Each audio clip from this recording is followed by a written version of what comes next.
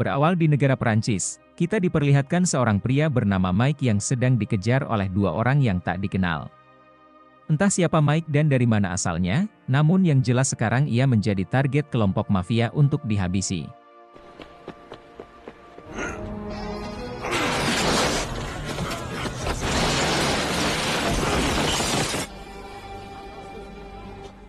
Di sisi lain, terlihat seorang pasukan khusus bernama Alan yang sedang menghadiri pemakaman atasannya. Tidak lama kemudian, ia mendapatkan kabar dari rekannya yang bernama Bastian, kalau ada orang asing yang ditemukan tewas dan sangat mirip dengan wajahnya. His death was not an easy one. Here's the bag, sir. But who is he? I thought it was you. Melihat itu, Alan pun dibuat penasaran siapa pria ini yang sangat mirip dengan dia. Hingga setelah memeriksa semua identitasnya, rupanya pria tersebut bernama Mike dan memiliki seorang pacar yang bernama Alex Bohemia. Dan yang paling mengejutkan, ternyata kedatangannya ke kota ini untuk mencari Alan. Yang dapat disimpulkan, kalau Mike dan Alan adalah saudara kembar yang terpisah. An airline ticket from Nice to New York.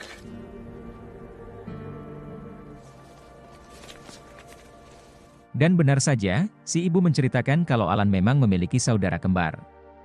Namun semenjak ayahnya meninggal, ibunya sering kekurangan uang dan kesusahan menghidupi mereka berdua. Sehingga, ia pun terpaksa menjual Mike kepada seorang pengacara yang tinggal di kota Paris. Mendengar cerita itu, Alan pun tidak mau menyalahkan sang ibu dan bisa memakluminya. Akan tetapi, saudaranya tersebut sekarang sudah meninggal dan dia ingin mencari tahu apa alasan dia dihabisi. In Place Pigalle, in Paris. Was trying to come home. Setelah mendapatkan alamat kantor si pengacara dari ibunya, Alan lalu berangkat ke Paris dengan ditemani oleh Bastian dan langsung menuju kantor si pengacara. Setibanya di sana, mereka tak sengaja melihat seorang pria pirang yang nampak mencurigakan. Hingga saat mereka ingin memasuki ruangan si pengacara, tiba-tiba saja terjadi sebuah ledakan.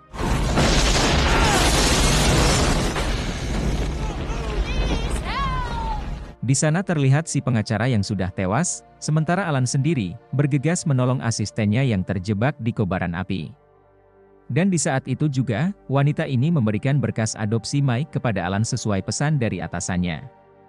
Namun saat ingin keluar dari sana, mereka diserang oleh pria pirang yang sebelumnya Alan lihat.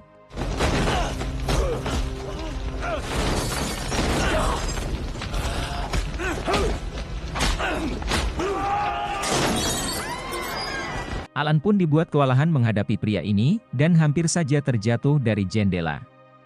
Namun untungnya, ia berhasil naik dan bergegas membawa wanita tersebut keluar dari sana.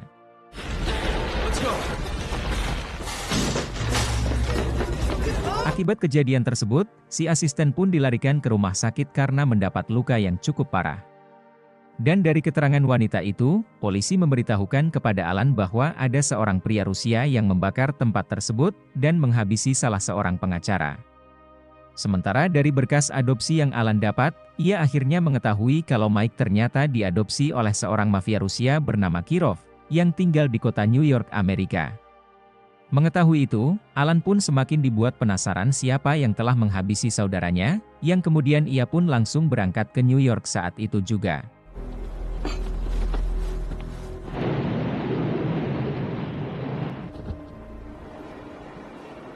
Setibanya di New York, Alan pun meminta si supir taksi yang bernama Jack untuk membantunya selama dia berada di kota ini. Saat Alan ingin mencari penginapan, ia malah dibully oleh beberapa orang pemuda yang tidak suka dengan orang asing. Namun untungnya, di sana ada seorang pria tua yang mengenalinya dan kemudian menyuruh Alan masuk ke rumahnya.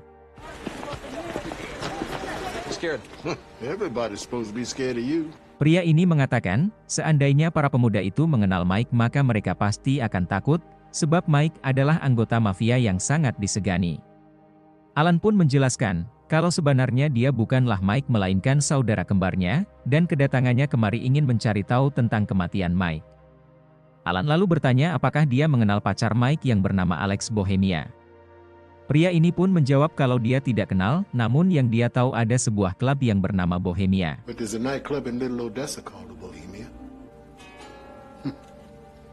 Malam harinya, Alan pun pergi ke klub Bohemia untuk mencari Alex.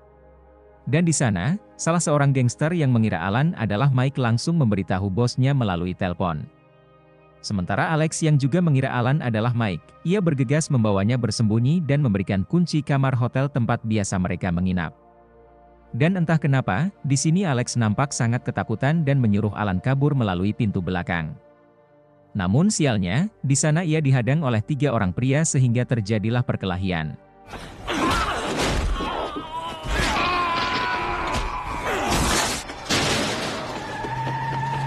Setelah melumpuhkan mereka, Alan kemudian meminta Jack untuk mengantarnya ke hotel, sesuai dengan nama di kunci kamar yang diberikan oleh Alex. Namun setibanya di sana, si resepsionis memberitahukan kalau kamar 323 belum siap, dan dia meminta Alan menempati kamar 305 untuk sementara.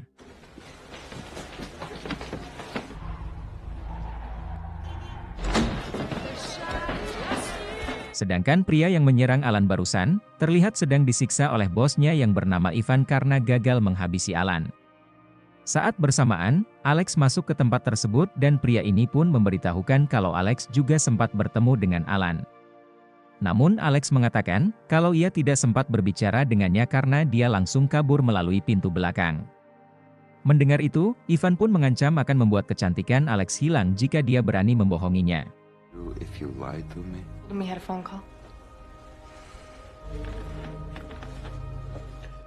Pergi dari sana, Alex kemudian menemui Alan di hotel dan dia terlihat sangat senang melihat Mike kembali. Namun Alan mengatakan, kalau Mike sudah meninggal dan dia adalah saudara kembarnya. Mendengar itu, Alex pun seakan dibuat tidak percaya karena Mike tidak pernah menceritakan tentang Alan.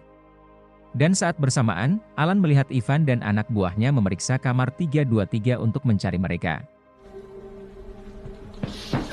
Karena menemukan kamar tersebut kosong, Ivan pun sangat dibuat kesal dan kembali ke resepsionis sambil menunjukkan foto Alan yang sedang mereka cari.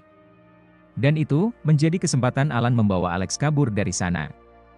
Namun sialnya, pelarian mereka diketahui oleh Ivan dan anak buahnya, sehingga terjadilah aksi kejar-kejaran.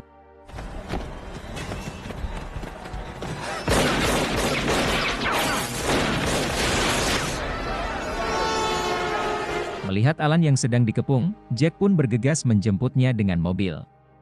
Namun naasnya, Jack tewas pada kejadian ini karena tertembak tepat di dadanya.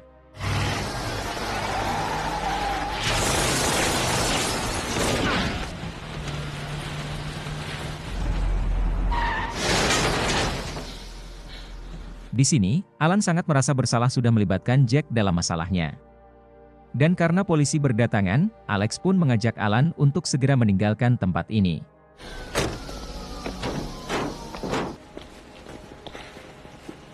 Ketika makan di sebuah restoran, Alex menceritakan kalau Mike adalah anggota mafia yang kaya raya, dan memiliki simpanan uang yang cukup untuk seumur hidup. Di samping itu, Mike juga mengumpulkan bukti kejahatan para petinggi FBI bersama mafia Rusia, yang ia simpan di dalam kotak deposit di sebuah bank.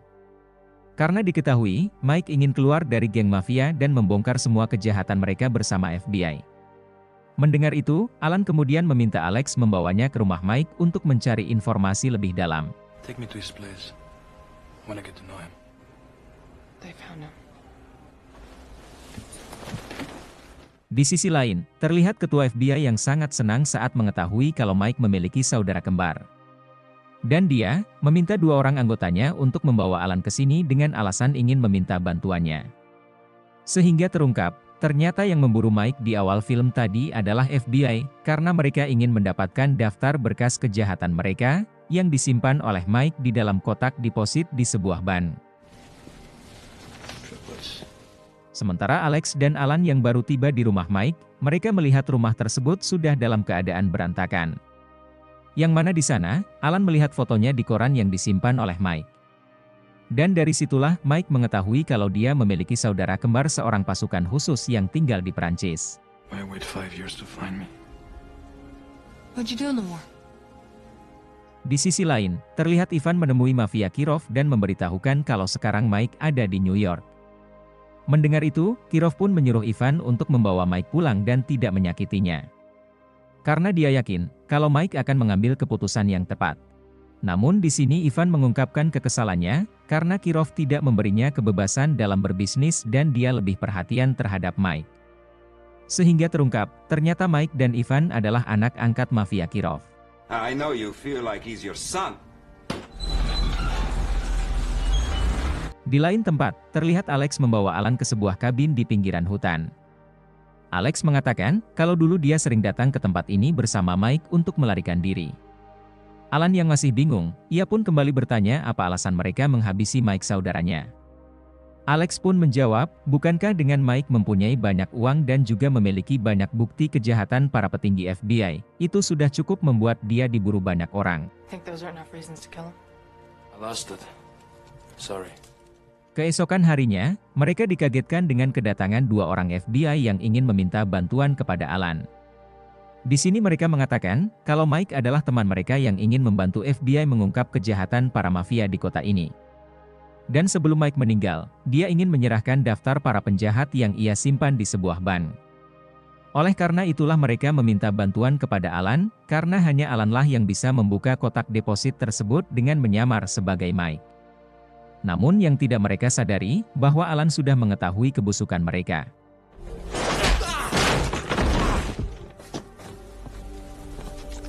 Setelah melumpuhkan kedua FBI tersebut, mereka pun langsung menuju ke markas Kirov. Setibanya di sana, Alan meminta Alex untuk menunggunya di mobil, sementara dia sendiri akan masuk ke dalam untuk bertemu dengan Kirov. Sit down. Hingga saat Kirov dan anggotanya sedang berpesta, ia tiba-tiba dikagetkan dengan kedatangan Alan yang menyandra satu orang anak buahnya.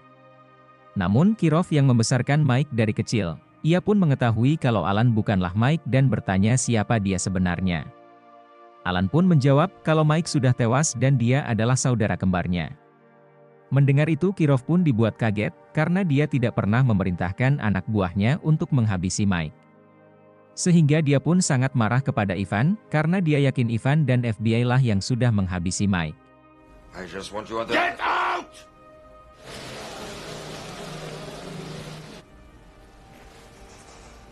Kirov pun menyambut Alan dengan baik, dan menceritakan kalau Mike adalah anak angkat kesayangannya. Di mana dia juga meminta bantuan kepada Alan, untuk mengambil uang dan daftar berkas milik Mike yang ia simpan di sebuah bank. Namun saat bersamaan, tiba-tiba saja pria pirang muncul menusuk Kirov dengan pisau.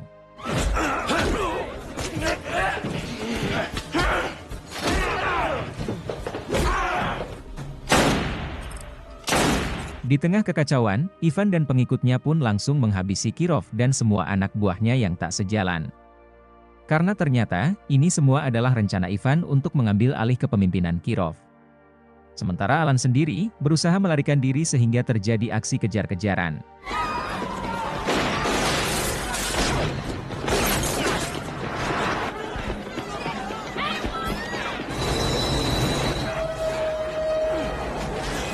Karena kekacauan tersebut, polisi pun akhirnya berdatangan ke TKP. Dan sialnya lagi, Alan malah terjatuh tepat di atas mobil polisi dan berhasil diamankan. Keesokan harinya, terlihat Ivan yang bertemu dengan FBI dan mengatakan kalau sekarang dialah yang memegang kendali. Di mana dia juga menyuruh mereka untuk menggunakan Alex sebagai sandera, agar Alan mau mengikuti semua perintahnya. My way. And that girl knows too much. If you want protecting him... Alan yang berada di dalam penjara, tiba-tiba dipanggil keluar oleh sipir karena ada FBI yang ingin berbicara dengannya. Yang ternyata, mereka sudah menahan Alex dan meminta Alan untuk membantu mereka membuka kotak deposit milik Mike. Dan karena tidak punya pilihan, Alan pun terpaksa mengikuti semua perintah mereka. Sebelum masuk ke bank tersebut, mereka juga memperlihatkan Bastian rekan Alan, yang ternyata juga disandra oleh Ivan di dalam mobil. Saat sudah masuk, Alan pun disambut oleh salah seorang banker yang mengira kalau dia adalah Mike. Namun di sini, hanya Alan yang diperbolehkan masuk dan yang lain terpaksa menunggu di luar.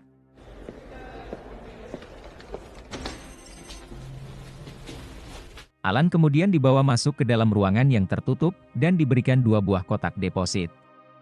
Yang mana kotak tersebut berisi uang dengan jumlah besar dan juga terdapat sebuah pistol di dalamnya. Sedangkan satu kotak lain berisi berkas yang mengungkap kejahatan para petinggi FBI, dan juga ada sebuah rekaman suara. Dan dari rekaman tersebut, Mike menyuruh Alan untuk menyerahkan berkas itu ke kedutaan Amerika untuk mengungkap kejahatan petinggi FBI. Di mana Mike juga memberitahukan, kalau dia sudah lama ingin bertemu dengan Alan dan juga ibunya, namun dia takut akan membahayakan nyawa mereka. Oleh karena itu, Mike hanya bisa memberi mereka hadiah uang yang ia simpan di salah satu kotak tersebut. When I found out about you, it was luck. Therefore, I'm leaving you a gift. Your favorite. Hope that we are listening to this tape together. Selesai dengan itu, Alan pun meminta si banker untuk menyerahkan berkas itu ke kedutaan Amerika.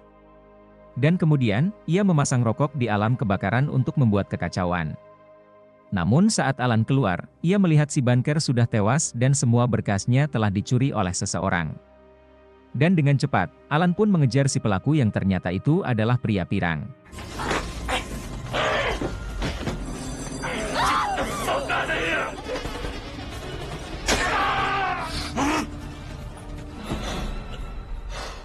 Karena kekacauan tersebut, polisi pun berdatangan ke TKP dan berhasil mengamankan Alan. Sedangkan Alex yang melihat itu tidak bisa berbuat apa-apa. Merasa rencananya gagal, Ivan pun menyuruh supirnya untuk meninggalkan tempat ini. Namun di saat itu juga, polisi langsung mengepung mobil mereka dari segala arah. Karena ternyata, Alan sudah membongkar semua kejahatan mereka kepada polisi.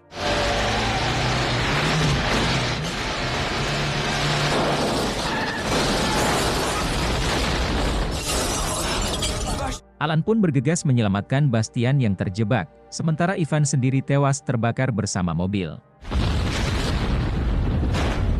Saat bersamaan, ia melihat Alex dibawa kabur oleh dua orang anggota FBI dengan mobil.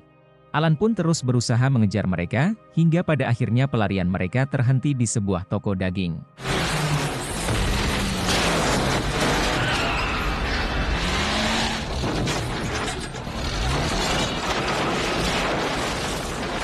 Di sini salah satu dari mereka mengancam akan menghabisi Alex, dan meminta Alan untuk menyerahkan uang yang ia dapat dari Mike. Namun saat ia lengah, Alan muncul dari belakang dan berhasil menghabisinya. Beberapa hari kemudian, Bastian memberitahu Mike kalau pihak kedutaan mengucapkan banyak terima kasih, karena dari barang bukti itu mereka banyak melakukan penangkapan para petinggi FBI yang korup. Tidak berselang lama, terlihat Alex yang baru tiba di Prancis dan ingin bertemu dengan ibu Alan, yang ternyata mereka berdua sudah berencana ingin menikah. Setelah itu film pun berakhir. Oke teman-teman semua, itulah tadi alur cerita film yang kami sajikan, semoga kalian bisa terhibur dengan alur cerita film ini. Atas kesalahan dan kekurangan kami mohon bisa dimaklumi, kami pamit undur diri, dan sampai jumpa di video selanjutnya.